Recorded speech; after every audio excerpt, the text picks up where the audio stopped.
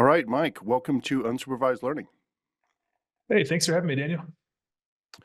Very cool. So I've been wanting to get you on the show for quite some time, and we've been talking about doing it. I really love what you're doing over there on return on security. I kind of see you as like the Nate Silver or the 538 of the security industry. Like you just kind of seem to know what's going on, and just really impressed with what you're doing. Can you tell us about what all you have sort of in the hopper and going on, different projects you're doing? Yeah, awesome. Well, thanks for that intro and the kind words too. I love that the concept of the 538. Um, I really am just trying to at Return on Security capture the entire industry of cybersecurity. And I've, through the years of working in it, I've seen a bunch of different variations of people looking at the industry from like either a product centric kind of view or from an investment banking kind of view, or for like a public equities, like, the big public companies that get traded and talked about a lot. But I've never seen anybody kind of pull it all together in a way that you can understand if you're not an investment banker. And so that was kind of one of the things I was trying to do with Return on Security was to kind of catalog all these things, but speak for the voice of the practitioner and the Mm, CISO. And that's kind of what led me to this. And just um, most of my experience through security has been on the engineering side. So I was always kind of front and center with buying tools, deploying tools, operationalizing tools. Um, and I had a lot of opinions because of that. yeah, So I just started kind of writing them down and capturing this stuff. And I thought maybe I can help other people understand this space better too. yeah, that's really cool. So who is the main audience, like the ICP here? You mentioned CISOs, that definitely makes sense. So security leaders, but would you say also like senior practitioners as well, like technical people, or what are you finding? Yeah, I would definitely say that definitely security leaders, and then a lot of the senior practitioners who are often the ones informing or advising the leaders on what to buy, what kind of direction to go in, what kind of strategy to put together. Um, and it's that I kind of made this also for me as I was missing kind of these aspects of what the weekly newsletter could kind of give. Like, what's the market even look like right now, and what should I be thinking about ahead of time? So I'd say that audience of security people makes up about 80% of the audience. The other 20% is actually a healthy dose of cybersecurity founders. They use a lot of it. What I produce is like market intelligence for themselves against competitors or whatnot. And then a lot of the rest of that is also VCs or private equity funds who are also doing similar kind of market intelligence and trying to keep track of startups where they are in their journey and when they might want to raise more money. Yeah, that's perfect. I mean, I don't know how much that was an accident, but you really did create the best resource for all those different groups. Well, thank you. It was kind of an accident, but it just kind of was born out of just trying a bunch of different things and getting some kind of outside help from friends who were in finance. So I kind of wanted to make it sure that they could digest it too. So I asked some friends who do investment banking or M&A activities and say, like, how do you normally want to see financial data Yeah. or money data, things like that? Like, what makes sense? And then I kind of tried to apply that in security, and it was honestly a lot of luck too, putting it all together. Yeah, I feel like it's really congealed over like the last year or so, like where you kind of found that voice and you found the audience and you know what they are looking for. Yeah, really, really strong. So I guess I've got a number of questions for you, but they all kind of have the same theme, which is what the hell has been going on? Um, I like it. so for like the last, I don't know, I can't even remember how long it's been. Is it like 3 years, maybe? Mhm. Yes. Maybe a year and a half, where so like the economy is like or in cybersecurity specifically, we had a boom. I can't remember when the boom kind of, I guess the boom was post COVID. It was. It Yep. was like a post COVID like hiring boom. And then there was like all this excitement and sort of froth. And then at some point, there was like just like the crash that came after that, right? Yep. So how would you describe this? Like it seems like you've got to be like the expert here and one of the top experts in the world on this. And I'm trying to find out, of course, it's multivariate, but like, what was this? Was this all the result of anti-COVID or over hiring from COVID? Or was it maybe pushback on policies inside of companies being a little bit too pro-employee, and companies are like, Mm. look, we only, I've got like this theory of like the Alaskan fishing boat thing, where it's Yep. like, I need absolute killers on this boat, only the best. And like, if you say your ankle hurts, you can't come on the boat, Right. right? If your priority is your family, you can't come on the boat. You want work-life balance, you're not coming on my crew. And so I felt that happening at the same time, and I'm not as close to the data as you are, so I'm wondering what you think caused the boom, caused the crash, and where are we now? Yeah. That's a great question too. And I think honestly, the crash was building long before COVID happened. If you look after the Great Recession in 2008 in the US, when the housing market had the first crash, and it effectively recovered around 2012, 2013. That was a time in which interest rates had become very, very low to stimulate kind of growth in the economy, had stimulated investments outside of traditional banks. And so money was effectively very cheap to borrow, which Yeah, venture capital loves, startup founders love, and that the old habits from early days of Silicon Valley and like the pre-dot-com bust era continued on. So it was very easy to grow a company quickly. It was very easy to raise a lot of money quickly. It was very easy to scale. It wasn't impossible to raise a couple $100 million and then go IPO in this time frame, which is kind of the ultimate goal of companies who raise venture capital money. So all of those things played out across the entire industry, like not just cyber, but the entire set of industries. It just so happened, though, at the same time, tech a total run. They did really, really well as a general sector, and then cybersecurity did even better within the side that small sector of tech, and it almost seemed recession proof in some ways. Um, and anytime there was news, funding went up or investments went up. Anytime there was a breach, investments went up. Anytime there's global conflict, investments went up. And so like it kind of just kept happening in cybersecurity. And so there was really a good 10-year or so period in cybersecurity where things were just as good as they could be. They could only go up and to the right. And so a lot of people flocked to that. A lot of investments flocked to that. A lot of people that would have put their money elsewhere dumped it all in cybersecurity. Some became specialists. Some became just tourist investors who invest occasionally. Uh, and then as you go up to COVID era policies had to kind of reverse all of this low interest rate phenomenon that happened across the world. And each country took a different approach, but the US took a pretty hard approach. The US Federal Reserve, that is, took a hard approach on ratcheting interest rates way up to kind of slow down the possibility of having another recession or even a depression in some ways. Uh, and since most of the money in the world invested in tech and cyber comes out of the US or originates in the US, that hit the tech sector super hard and hits cybersecurity sectors very hard. Um, so imagine where you've raised, a couple $100 million over the past 3, 4 years prior to about 2022 is when early 2022 when this happened, and then you might be worth $1 billion, you might be worth a couple $1 billion, but then now because you've spent all this money and time and effort into growing kind of at all costs, as opposed to like growing a product market fit and growing like products in a way that people actually want to consume, not just to yeah, compete or winner take all. People are now left with like, wait, sales don't match what my valuation says. Sales don't keep yeah, up with the money I raise. And so there was a super hard reckoning um, from a lot of things. Like operational efficiency became the name of the game. So it was no longer enough to raise money. You actually had to like make money as a company, which kind of cracked me up thinking about it. But yeah. Let me um, let me jump in there real quick. So, yeah, I've heard. Do you listen to Scott Galloway?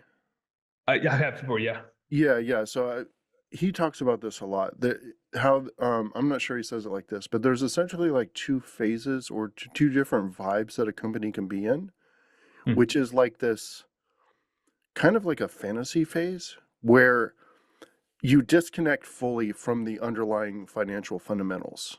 mm, And you're just kind of operating on, like you said, growth at any cost, or just like this state of belief and hype, kind of like a mhm. crypto surge or something.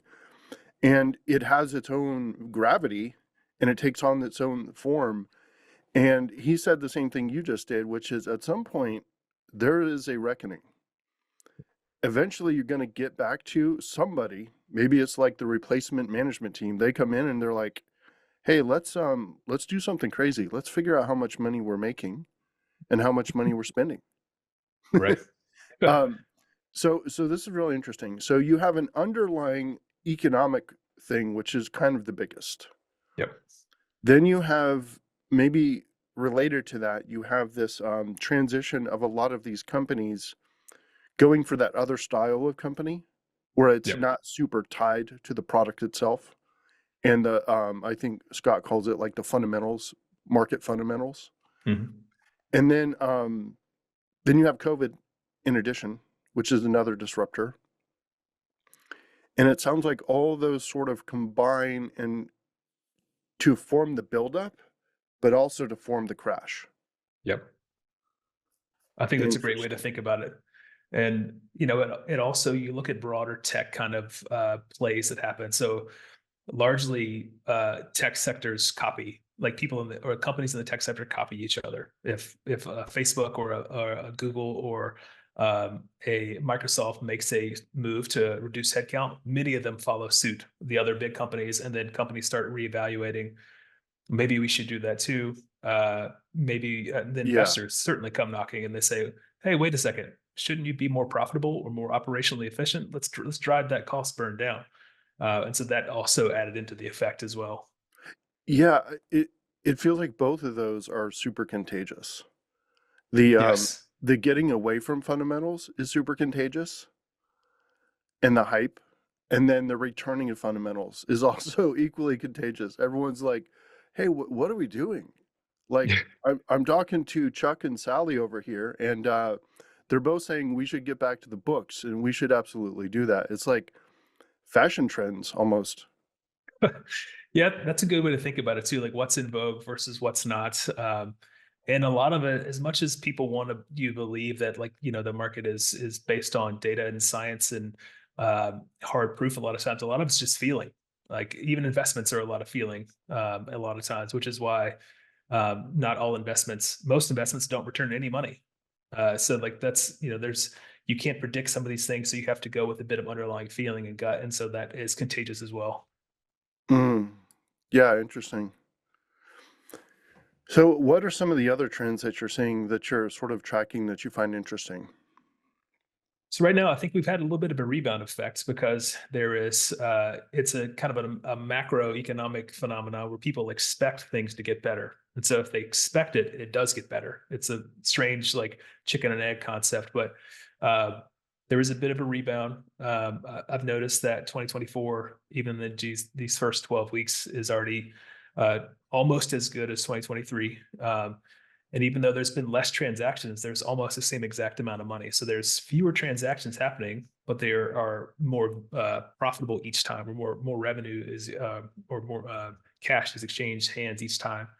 Um, and like the M&A has also kind of been one of those kind of second or third order effect knock-ons that have come from the fallout of 2022. So companies who started in that time frame probably had a really tough time. They either sank or swim very quickly. Um, and I'm seeing companies who started early and now they're getting acquired quicker, which is it might be a 3-4 year turnaround for an acquisition now as opposed to like 7 to 10 in some cases.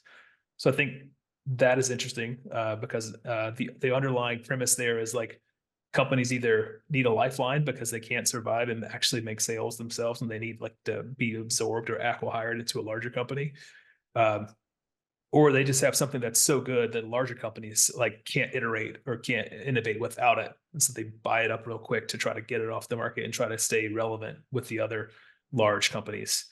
Um, so I think that's pretty interesting. Um, Another concept I would say is, obviously application security has exploded with AI. I think that's Hmm. probably like one of the quickest and probably one of the better use cases to kind of help support that function.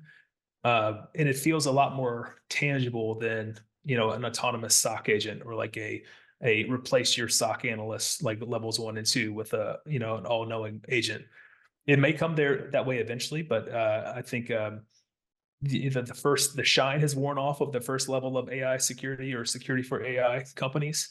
And people are starting to see that there's like real tangible benefit in like the application security and the data security side. When you say the first layer, you mean pre this new gen of AI. You mean like the old AI security companies who were like, yeah, automate the SOC, but that was before Gen AI. You're saying that the Gen AI stuff is like injecting some real energy. I definitely agree with that, but how are you seeing it manifest? Yeah, I'm seeing some energy. So I think there were some last year, after OpenAI and everyone came out, or like it's 18 months ago. So now there's a lot of early companies that were trying to do something with security as new startups. Most of them were just like proxies or CASBs or just like basically a firewall to kind of limit the exposure that a company would have. Uh, those had a quick pop and then they've kind of like trailed off. And then you saw the next iteration, even after like OpenAI came out and the others of like replace the SOC, but like in a different way than how they used to say replace the SOC. Um, Now more of like just like the co-pilots, if you will, like every product now has an AI co-pilot and an AI chatbot to go with it. Yep. Uh, Even that's starting to lose its shine now, and they're trying to get a lot more around help me automate the fix. So I think that's a pretty neat iteration of it now. It's no longer just purely knee jerk, cover my legal bases. It's let me actually make AppSec or things like that faster and more concrete for all the parties involved. So I think that one is really interesting. Um, and then kind of at the same time, a kind of a smaller space that people don't really think about as much that I found really interesting now is the explosion of trust and safety because it's so much more important now to even understand which videos, which content, which anything you're consuming is real or not. And it's more than just a social media problem. It's becoming a company problem as well. Like it's a brand, it's a reputational problem that extends beyond just somebody making a deep fake video. So I think there's a lot of going on in that, and then you add on geopolitical context and like wars on top of that stuff, and it's very interesting, like how you sort all that out, and I think this is a place where AI can really help. Yeah, interesting. One section I think's going to absolutely blow up, and I don't think there are many people playing here yet, but actually there's a decent number. Like validation of ground truth Mhm. is a space that I think needs to, well, is just going to blow up. So I see this as um, me and you having some sort of like device. It might be on our phones, probably will be on our phones because it's expensive to carry an extra device. So basically, you and I have a pre-existing like signal connection. Mhm. So we go to get on this call right here, and like I've seen you move your hand. When you move your hand, also with me, you see the green glitching Yeah. on the green screen. Same happens with you. Um, and when we get ready to do a call, I think we're gonna do something like, okay, initiate pre-shared key connection or Mm. something. And you put up actually on your screen and show a code which is corresponds to the code I have, which is part of the pre-shared, but now Uh, it's part of the video as well. And so now we validated that this video feed with a combination of live and a combination of pre-shared, we have an actual connection and you're oh not a yeah. deepfake. That space is going to absolutely heat up. The other one that's going to get crazy is AI agents acting as humans, um, and calling APIs and everything. And basically, IAM type companies or identity type companies basically getting a handle on who's human versus who's emulating human. Hmm. Interesting. Yeah, no, I think that all makes a lot of sense too, and it kind of plays into one of the earlier posts you've written about that I don't think a lot of people have really done too much with or like looked too far into. But it's really you've got AI security, you've got security of AI, you've got security for AI, but you don't have anybody really talking about security from AI other than deep fakes. But like that's just like the tip of the iceberg of where this could go and what could be launched against you or as a person or as a company.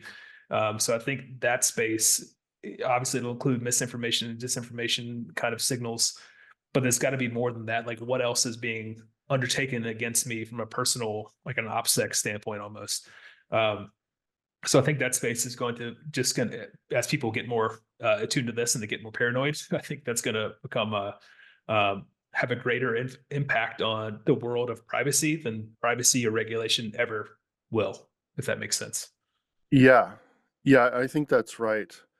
Yeah, one way I like to think about that is like and this is a little bit in the future according to like this plan or idea that I have, but it's like a continuous defender. Mm, So you essentially have like a digital assistant, which is what I call like the permanent AI that you have with you. And it's a continuous filter for everything coming in to see you. mm, Um, and it could actually detect when you're being like overly flattered for the purpose of manipulation because they're in sales. yeah.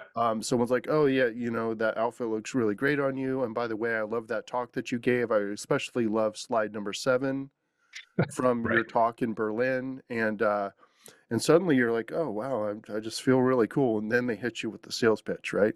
Right. And so you could have something pop up in your glasses or whatever. It's like NLP detected manipulation. Expect inbound sales pitch or something like that. Right.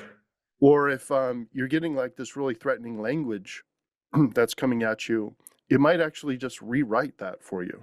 Mm, So one example, I was talking with a friend named Joel the other night, and an example of this would be like, say someone's been traumatized by a partner, and the partner is constantly emailing them or texting them or something, and the texts are like they're life disrupting. It's like mm. a paragraph of like nastiness and narcissism and like gaslighting and whatever, under the pretense that they're actually agreeing when to pick up the kid with shared Uh, custody. Your AI just rewrites it. Pick up Jimmy at 4.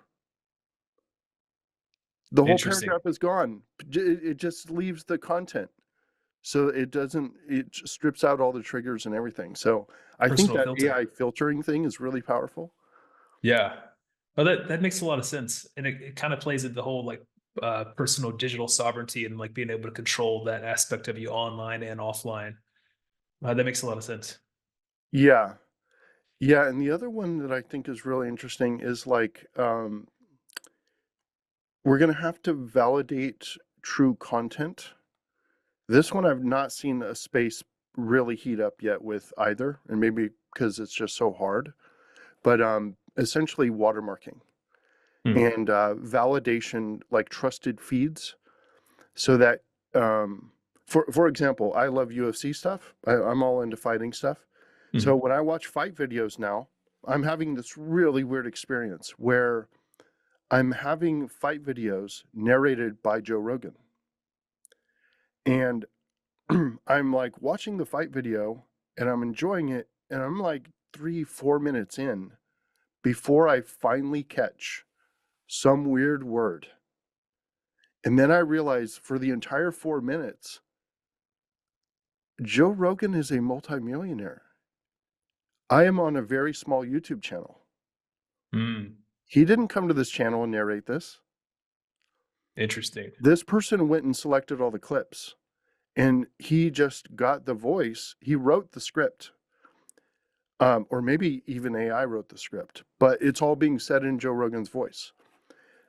which is fairly harmless. I mean, it makes the videos quite nice, quite enjoyable, but like, what happens when that's actually news instead? What Right. happens when that's something really important? Or if it's like Joe probably doesn't care. Maybe he does. I doubt he does.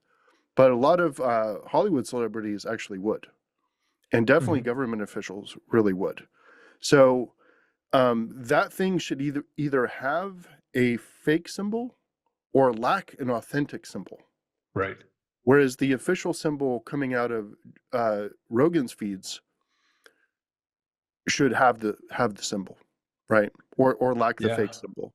That is an entire industry. That's going to be a multi-billion-dollar industry. Yeah. Um, and I'm sort No, of just waiting for that to happen. I think that's a really good concept too. And I've talked to actually a few startups who aren't doing that exactly, but they're trying to basically create truth out of multiple sources for news reports. And the goal of this, you give it to corporate communications teams to let them decipher what's real and what's not, like who actually said this thing. And it really comes down to using AI to go find the original sources or the original shares, the original posts, and then tie it back kind of like to information actors on the back end to say, oh, this post that was widely shared by this person on Facebook originated from a Russian disinformation mill. This person is also associated with these 12 other things. It has a high degree of chance that this is all Mm, fake. And so then it gives you like kind of risk scores. Then you can say, corporate comms can say, we know this is fake. Next one, so they can move on and they can then have their, just kind of situation awareness per company around that. But then that could easily extend to like video context as well. But it's fascinating a time to be in this space just because I think the technology hype cycle and the curve it's occurred like every other platform we've seen with like mobile and cloud, which might have taken 10 years, but this a lot of this has happened in like 18 months and it's gone through a yeah. couple iterations of that loop. So it's just so hard to keep up with it all and know what you're actually looking at. Yeah, I don't think it's even close to where it's going. No. It's not even close. I mean, I'm very much I'm a self-described very pro AI, but I feel like I see this really clearly, and we're barely getting started. So when I hear about AI hype, and there's some places where people got over their skis and they got overly excited about a very small thing, like a giant company that generates, I don't know, uh, Midjourney images and sells them or something. That would be more crypto like or Yeah. more NFT like, where it's way overinflated for what it is, right? Right. Whereas most of AI, especially the stuff we've just been talking about, hasn't even started yet, and it's not even possible without AI. The hype cycle is not even, it's not that it hasn't got to the top, it hasn't even started yet.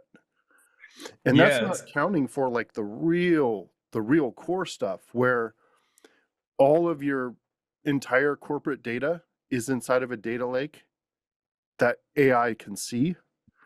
And now you could basically ask any question and take any action as a result of that, which is Yeah. kind of the long-term thing. And people haven't even really started doing that because of the limitations of context windows and RAG.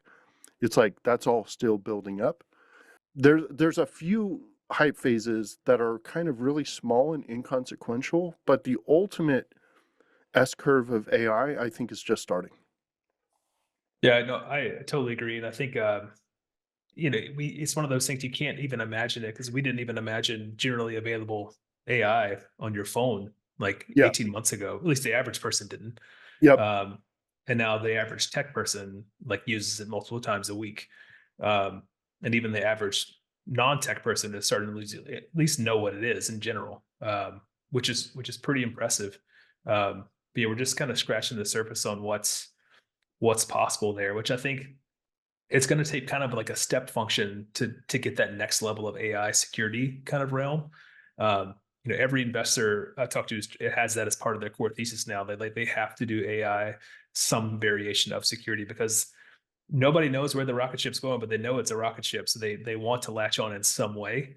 Yeah. Um, and it is going to make some really cool stuff possible that otherwise wouldn't be. And I think I also would not be surprised in terms of trends to see like the 1 to 2 person security unicorn company. Yes. Like you can just build out your own complete attack surface management platform using AI and self-hosting it, or and as long as you can then learn the sales motions and get that going, you can get bootstrapped, you can get going, you can get funding, or may not even need funding. So I think like it's going to be a pretty open world, which would be better, I think, for like competition. It'd be better for practitioners eventually, because all that stuff is constantly expanding and collapsing in the market. Like, because security is not a winner take all market at all. Like from a product standpoint, it's a many people can be winners in this space as well.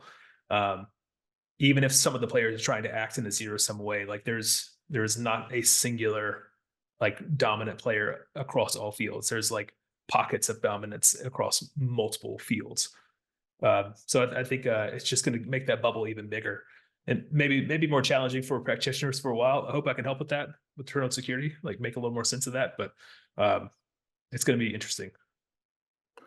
Yeah, I think you're absolutely right. There's the big trend of personal digital sovereignty, like that kind of concept of being secure from AI and all the kind of attacks on you as well.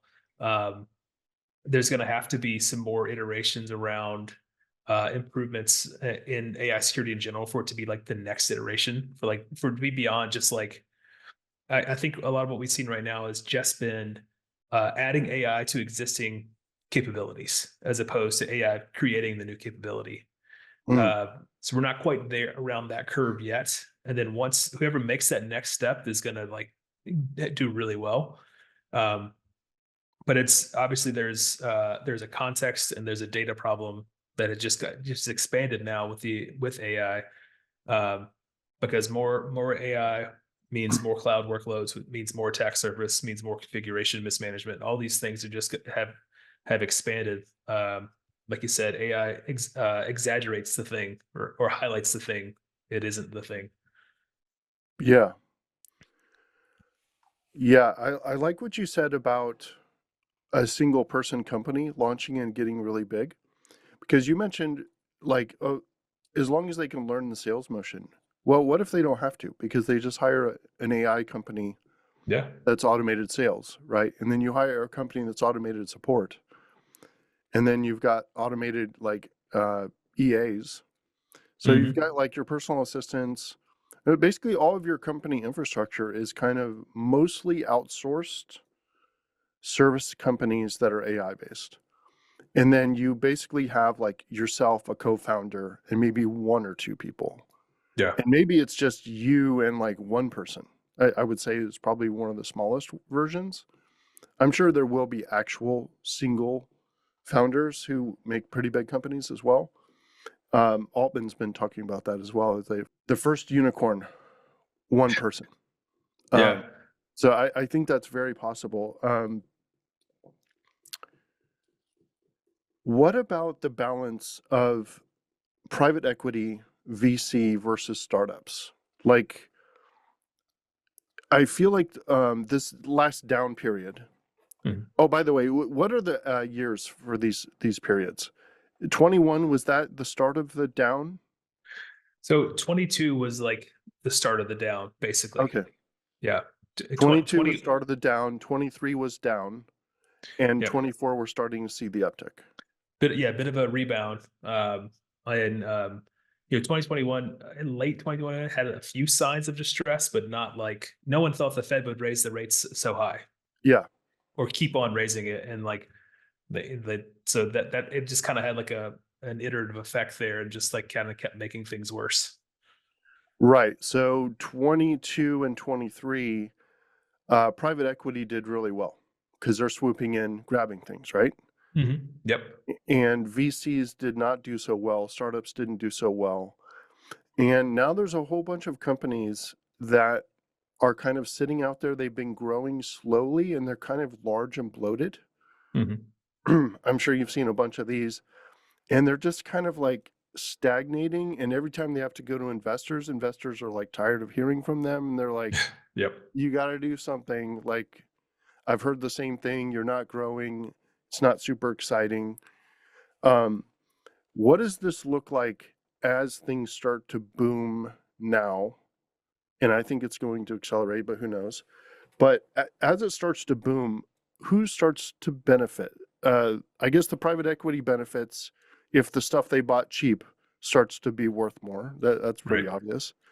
But I guess VC and startups are the main benefits if things start going up. Is that right? Yeah, I mean that's exactly right. So like if if the bets the PE made at the acquisitions and like the takeovers they made and by the way, PE has been very good at buying companies and making them super operationally efficient for a couple of years, getting return on their investment and selling it. They just had a much better time doing that, the past couple of years than they had before. Um, VCs, a lot of when it comes to venture investing, most investments don't make money at all. And typically only a very small portion of what you invest in actually makes up 80 or 90% of the value that you get Yeah. back. Um, and so some did really well at the time, but a lot of them did not. So like they struggled there. Companies shut down, funds shut down. They didn't return any money to their investor base. Um, so that's all bad, and that makes it harder to raise more money next time or get people to commit to give you money to go invest next time. Um, there's a couple carryovers that will be constant.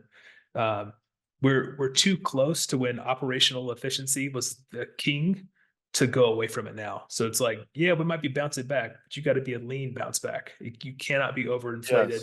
You Agreed. will you will never hire at 200 percent or like grow 1,000% like The in a memory is year. too fresh.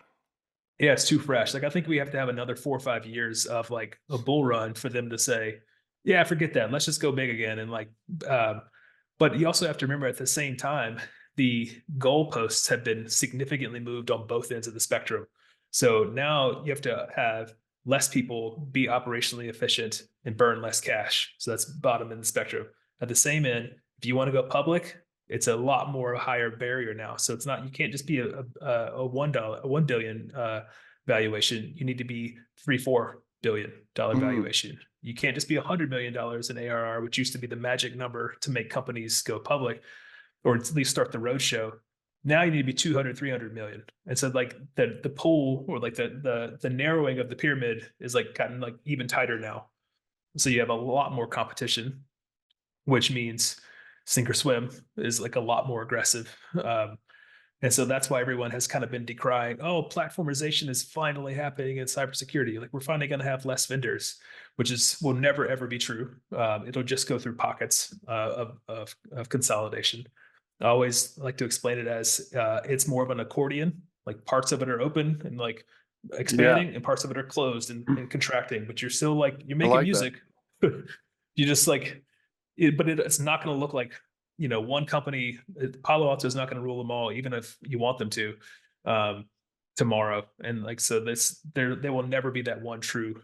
So it's now become harder to do that. And then all the while, like private equity is still going to have a pretty good run for the next 3-4 years because a lot of those companies who raised money in 2020 or 2019 or even 2021, some of them are still just limping on.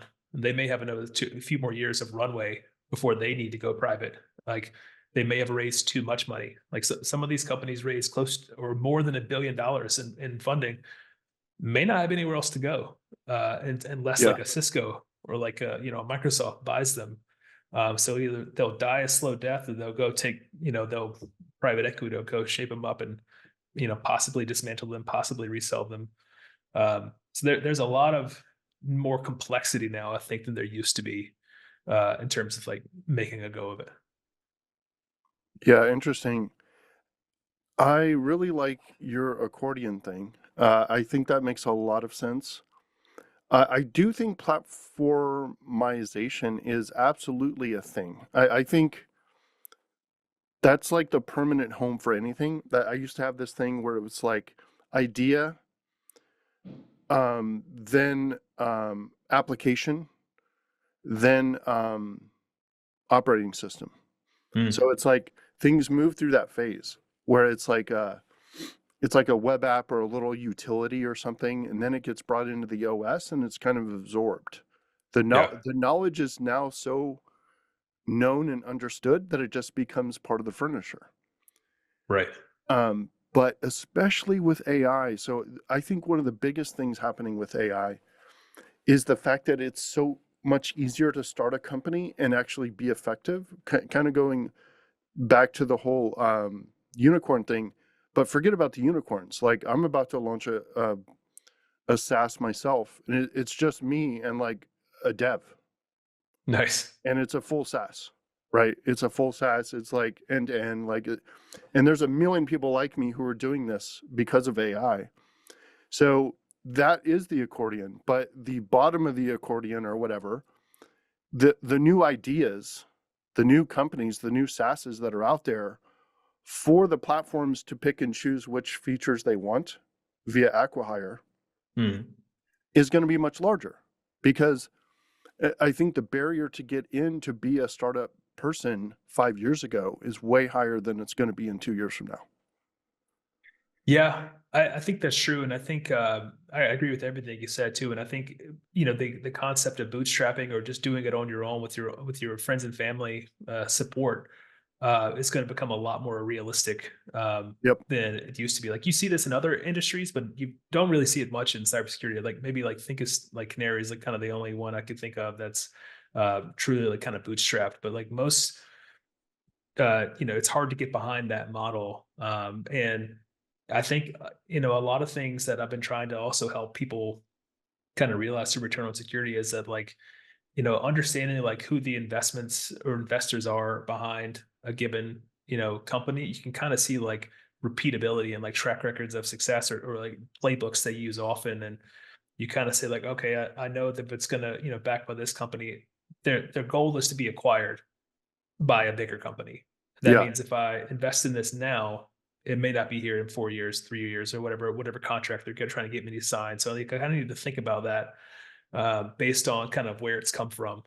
Um, but I agree that it'll be easier to get involved in a startup. It'll be easier to get a lot more traction and actually get paying customers, especially if you then go back to like using AI to enhance what you know or like fill in the gaps of what you can't, Yeah. do where you couldn't have done before as easily. Like it's gonna skyrocket. Yeah. I'm really excited for it. Well, this has been fantastic. So tell us, in addition to Return on Security, which is the newsletter Yep. and the overall brand, what other stuff do you have brewing? Do you have like reports coming out, new research, like products, anything we should be aware of? Yeah, I've been trying to write a bit more on the blog this year. Try to get more of my thoughts out there as possible. I've kind of gone back to doing kind of monthly, and I'm going to be releasing quarterly roundups as well because I want to be able to track these things over time. Like I'm big on kind of showing like look backs and saying like this is where we were last year this time, or this is where we were last month this time, to kind of help understand trends.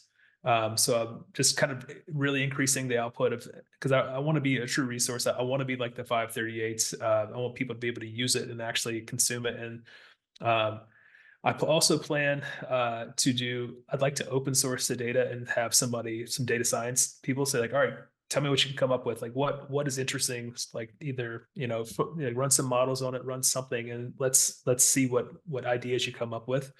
Um, and what kind of trends you can uncover from a data science perspective. So I think that's pretty fun.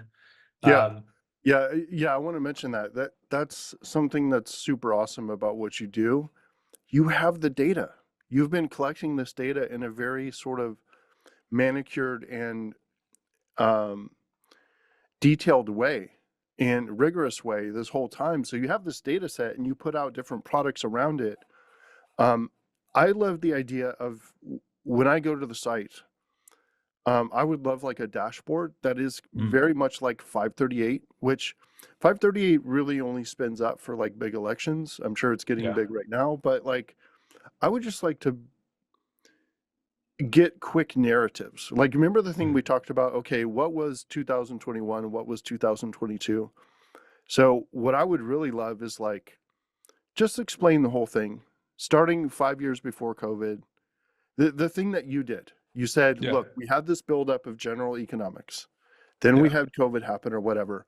If I could get that in a paragraph or one sentence or a Mm. full page, imagine dragging this kind of related to the thing I'm getting ready to release. Imagine dragging your explanation from one sentence of 15 words all the way to a full page of analysis. But it's Mm. exactly the same thing that you described, right? So it's like, give me the TLDR of the entire security space. Yeah. Um, and then you have different graphs there, right? It's like, show me VC performance, show me the number of startups, show me like whatever. And I feel like Mhm. that's what I'm getting from you in your newsletters. So I feel like that could be like definitely like a future direction for you with like this really rich front page dashboard. And it's just like, it's like a, it's like a universal dashboard to just state of the union with Yeah. I for love all that of idea. security. I love that idea too, because I kind of like I think about what I do as like almost like a public utility. I'm like, I That's what want you I to use feel it. like it is. It absolutely is already. I love it. I love it. That's it's. I love that idea too. I'm definitely going to noodle on that one and try to figure out how to do it because I want to share more. I've made so many like great like connections and I've learned so much just by doing this, and so I want to be able to like kind of share it back as much as possible. Yeah. Well, I encourage everyone to go check you out. It's Return on Security. Absolutely the best and really the only newsletter in that space. Just absolutely crushing it. Can't wait to see what you do next. And thanks for coming on.